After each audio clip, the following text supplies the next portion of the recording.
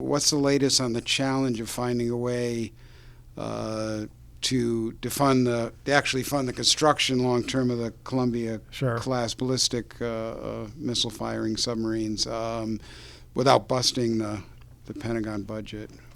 So the new Esper, the new Secretary of Defense, actually came over to visit with the House Armed Services Committee right before we broke last Thursday. And again, he was Secretary of the Army before he took over at DOD. And he's been to the committee before. I had a chance.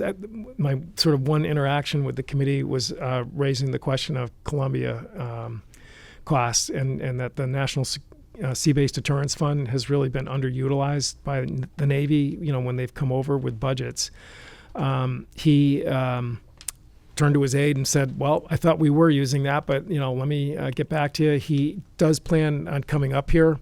It looks like at the end of August to come and do a visit. And, he's in my opinion, he's a serious guy and he's got good experience. He served in the military and, he, worked for Raytheon for a number of years. So, I actually think the learning curve is going to be pretty short for him in terms of, this issue. And there's just no question that Columbia is just going to be an issue any Secretary of Defense cannot ignore because, production really starts in earnest in 2021, and you're going to see that spike up in the shipbuilding account. And, they like some features of the fund, which, as you recall, I co-wrote with Randy Forbes a few years back, the continuous authorities that allows multi-year spending, helps the supply chain and keeps down costs.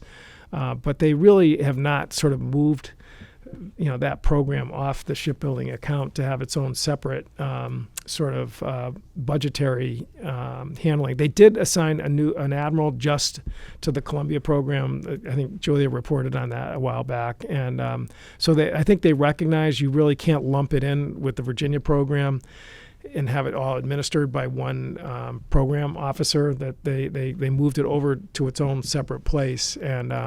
And hopefully, again, we're going to get to, see them really embrace the NSBDF and use it.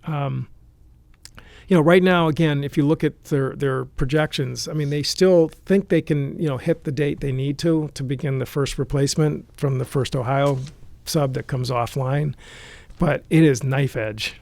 And to the extent that they can, find some efficiencies and ways to maybe create more cushion in the construction schedule, I think everyone agrees that would be a really good thing because, there's just going to be, unexpected things that no one is even aware of right now that could really delay the replacement. And, from a operational standpoint, people are really nervous about that because they really need to have that fleet sort of seamlessly, replaced and recapitalized.